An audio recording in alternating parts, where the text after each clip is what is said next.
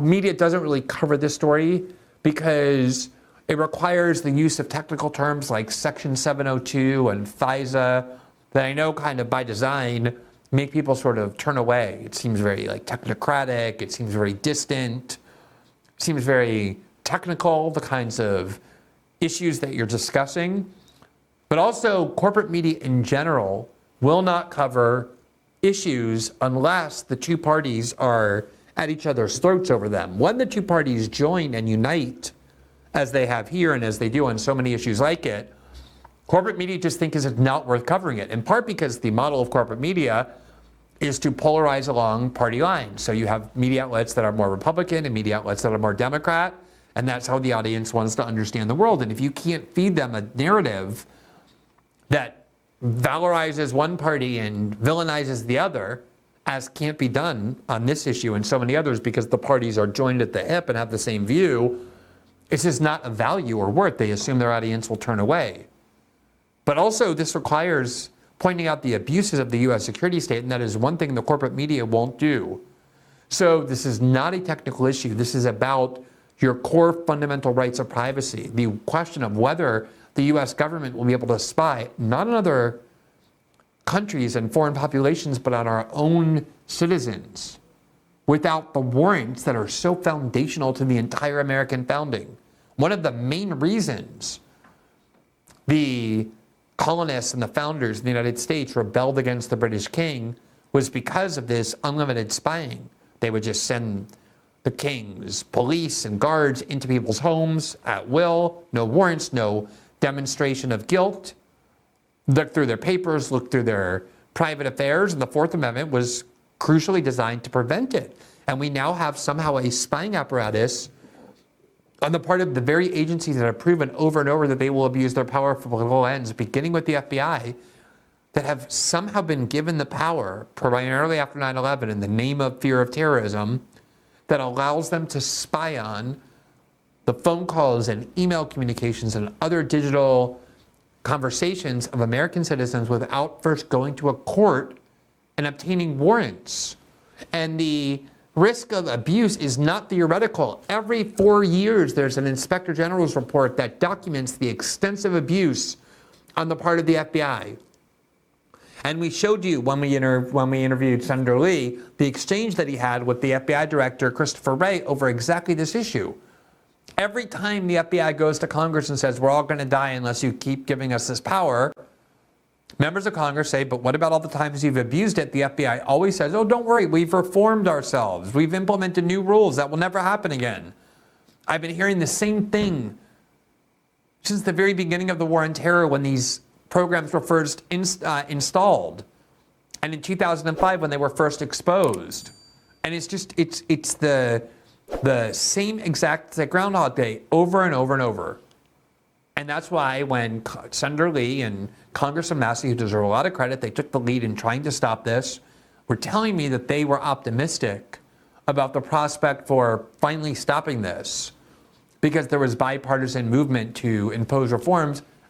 I wanted to believe them, but as I said to you and to them, I was so skeptical. And now here we have many media outlets. Let's just pick The Hill today. Congress approves short-term extension of warrantless surveillance powers. Quote, included in the defense policy bill headed to the president's desk after approval by the House on Thursday is a measure that extends Section 702 of the Foreign Intelligence Surveillance Act, FISA, until mid-April. Several conservative lawmakers voiced frustration over its inclusion in a must-pass bill. Quote, the fact of the matter is what's being stated is it is impossible to oppose the National Defense Authorization Act because we put a pay raise in it or because we put something in there that is seemingly so important that we have to ignore the critical destruction of our civil liberties by adding FISA extension right on top of it without doing the form necessary to protect the American people, said Congressman Chip Roy, a Republican of Texas, who has argued a FISA reauthorization should be a standalone bill. Now, let me just explain the procedure because sometimes congressional procedure can be complicated, but it's important to understand so that when we look at the roll call votes, you can see who in Congress is responsible, and some of the names might surprise you. What happened was there's a National Defense Authorization Act that gets passed every year. It's basically the military budget for the next year. And you have to pass it, otherwise the military won't be funded. And so a lot of members of Congress try to jam as many controversial things in there that they can so that it doesn't get a standalone vote. It just becomes part of this military budget that everybody has to vote for, no matter what's in it. And what they tried to do and succeeded in doing was taking this extension of the FBI's warrantless eavesdropping powers, knowing it was controversial, and they just jammed it into this overall defense budget that they knew people were going to have to vote for. And in the Senate, there was an effort by Rand Paul, the senator from Kentucky, the Republican senator from Kentucky, to remove this provision. And the new speaker, Mike Johnson, had promised there'd be a standalone vote, that it wouldn't just be thrown into some overall legislation. And what happened was, in the Senate, the motion by Rand Paul to remove it failed by a vote of 65 against, 35 in favor. Rand Paul only needed 41 votes to remove the warrantless eavesdropping renewal, and it failed by 6 votes. He had a bipartisan coalition with him voting to remove it, but the majority of the Senate, the majority of Democrats, the majority of Republicans in the Senate voted to keep it in. And then Mike Johnson, for whatever reason, didn't make good on his promise to remove it and have a standalone vote. He kept it in the overall budget. And then a lot of people, as Chip Roy was just complaining, felt they had to vote for it, even though it had this unconstitutional provision that is extremely dangerous. There were some people who voted no anyway on the overall budget. I'm not sure if Chip Roy was one of them. We'll show you the roll call vote, but that's the way that it happened.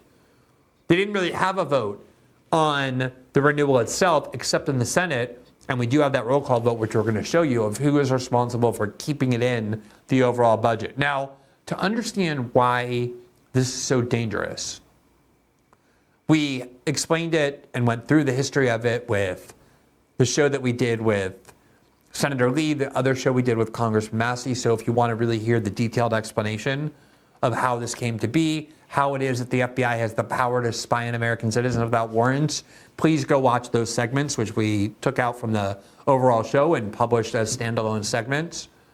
But here's Jamil Jaffer, who for many years was with the ACLU. He was one of my favorite ACLU lawyers. He had nothing to do with the ACLU's partisanship or focus on left liberal cultural issues. He didn't work on trans issues. He wasn't there to turn the ACLU into an arm of the Democratic Party. He was a civil libertarian. He is a civil libertarian. And he probably knows more about the history of warrantless eavesdropping and FISA than almost anyone in the country. He now works at the Knight Center at Columbia for the First Amendment. He's also a major free speech advocate.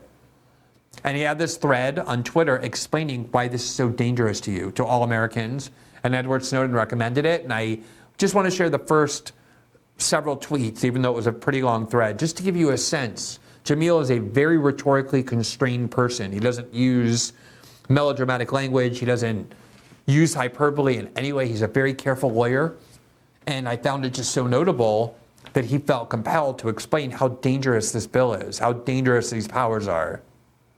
Here's what he wrote, quote, "I don't think Americans understand the extent to which the, quote, foreign intelligence exception has hollowed out the Fourth Amendment." Now, what he means by that is that under the Fourth Amendment, as part of a criminal investigation, if the government wants to spy on your communications, it has to go get a warrant first. And what they say is, oh, but when we're not doing a criminal investigation, when we're just gathering foreign intelligence, our powers increase. That's what 9/11 ushered in. All the fears of 9/11 gave the government greater powers with the Patriot Act and things like that. So that when they're claiming that they're not conducting a law enforcement investigation, but a intelligence gathering operation, they have greater powers to censor. And they used to call that the intelligence exception to the warrant requirement. Oh, just in the cases where we're collecting foreign intelligence, that's the exception to the Fourth Amendment. And he's now explaining why this exception has turned into the rule and completely destroyed the Fourth Amendment. He goes on, quote, most reporting about the current legislative debate is technical and incremental and misses the forest for the trees. Here's what's crucial. What was once an extremely narrow exception to ordinary constitutional principles has become, over time, a justification for warrantless surveillance on a staggering scale, not just of foreigners' communications, but of Americans' communications too. With respect to Americans' international communications, the Fourth Amendment has become essentially a dead letter. Intelligence officials have obscured this quite intentionally over the course of multiple administrations, both Democratic and Republican. But since the Snowden disclosures, the line has been that Americans don't need to worry about this surveillance because the NSA activities are targeted at foreigners abroad. And any collection of Americans' communication is incidental or inadvertent.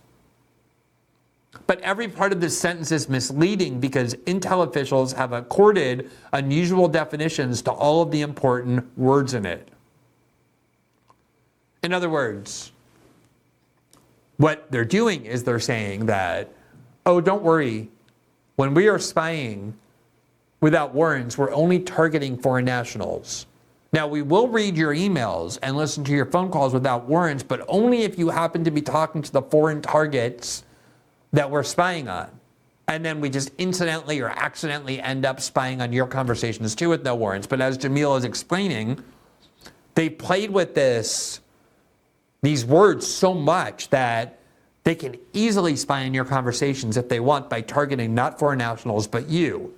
And that's why it's not rare that they do it. It's very common. It's by the tens of thousands that they're reading emails and listening to Americans' conversations without the warrants required by law, and their abuses of it for totally improper ends, for political ends, is extremely well documented. And that's what makes it so dangerous. Now, here is the House vote, as I explained. This is the actual vote on whether to, on the National Defense Authorization Act itself, and on a motion to agree to the conference report. And the breakdown there is, as you can see, it's very bipartisan. You have 147 Republicans voting to pass it and 163 Democrats. So the overwhelming majority of both parties voted yes. You had 310 yes votes. You had 73 Republicans voting no, 45 Democrats voting no, and so you had 118 voted no. And so it passed by this gigantic majority. Now, as I said, and as Chip Roy was quoted as saying, some of these people who voted yes were complaining that they would have voted no on extending the warrantless eavesdropping powers, but Mike Johnson allowed it to be put into the overall defense budget that they were forced to vote yes on, even though he promised he wouldn't. He would have a standalone vote. And even with that, you have 118 people who were still willing to vote no on the Defense Authorization Act because of how much they objected to these warrantless eavesdropping. But the real action was in the Senate. Because, as I said, it was in the overall defense budget, this bill to extend and renew the FBI's warrantless eavesdropping powers. And so Rand Paul presented a motion that would have, in effect, stripped out the warrantless eavesdropping extension of the FBI from the National Defense Authorization Act and required a standalone vote on it so that nobody could hide and say, oh, I wasn't voting for warrantless eavesdropping, I was just voting for the national defense budget. Because even though it had some bad things, it has a lot of really great things like raises and salaries for soldiers and service members. That's what they do. They're cowards. They don't want to vote on the thing they actually want passed. So Rand Paul said, let's have a vote just on this. And the people who voted yes were the people who were essentially voting to keep the warrantless eavesdropping bill in the overall defense budget and not have a standalone vote. The people who voted no were voting with Rand Paul to strip it out. And all he needed was 40 votes or 41 votes because that would have been a filibuster. But instead, the only no votes he got was 35. So he fell 5 short of what he needed to strip it out. And therefore it stayed into the overall defense budget and went to the House where they then voted on it. So here's the roll call vote on that. And I just want to show you a few interesting votes. So by and large, the right-wing populists, the people who have been warning that the U.S. security state, the deep state, is out of control, largely voted with Rand Paul to try and strip it out of the budget so it didn't get renewed. So you have people like Josh Hawley who voted no. And remember, the no vote is something that's positive, something that you want people doing. You had some people in the Democratic Party, more on the left wing, such as Cory Booker voting with Rand Paul and Sherrod Brown voting with Rand Paul. You even had Bernie Sanders doing the right thing for once and voting with Rand Paul, so did Elizabeth Warren. But the reason it passed is because the establishment Democrats and the establishment Republicans joined together and made sure that Rand Paul's motion failed and that this got extended. So you have people like, you have Chuck Schumer, who voted against Rand Paul's amendment. You had Tim Scott doing the same thing. These yes votes are people who are voting for the FBI. You have Mitt Romney voting for the extension of it. And then, and you have just the standard people who typically defend the U.S. security state. Amy Klobuchar, same thing. She voted to extend it. Mark Kelly of Arizona, Tim Kaine of Virginia, all these sort of standard issue Republicans. And then if you go down to this list where you have some more people, you have, again, the the right-wing populists who pretty much stayed true to their word to try and strip the FBI of their powers, like J.D. Vance, who voted no, and he was joined by, for example, Elizabeth Warren, who also voted no. So you see that here's Rand Paul. Of course, he was the one leading the way, and he voted no. But then you have the Democrats who are establishment Democrats with the establishment Republicans. So you have people like Ted Cruz, who loves to talk a big game about the deep state, and yet here he is, as usual, defending them. You have people like Tom Cotton voting in favor of the FBI. John Fetterman, who has recently become an unironic hero of the pro-Israel sectors of the American right, because what a fanatical Israel supporter he's become. Here he is voting for the FBI. Lindsey Graham, of course. So you see this bipartisan coalition that always emerges where the establishment wings of both parties join hands, and then you have the anti-establishment members of Congress. And I don't want to call people like Elizabeth Warren anti-establishment, but at least in this instance, she was willing to defend privacy, along with the kind of populists in the Republican Party, but they're not enough. The U.S. security state always gets its way. And here you see the breakdown. And as a result, this bill ended up passing. Thanks for watching this clip from System Update, our live show that airs every Monday through Friday at 7 p.m. Eastern, exclusively on Rumble. You can catch the full nightly shows live or view the backlog of episodes for free on our Rumble page. You can also find full episodes the morning after they air across all major podcasting platforms, including Spotify and Apple. All the information you need is linked below. We hope to see you there.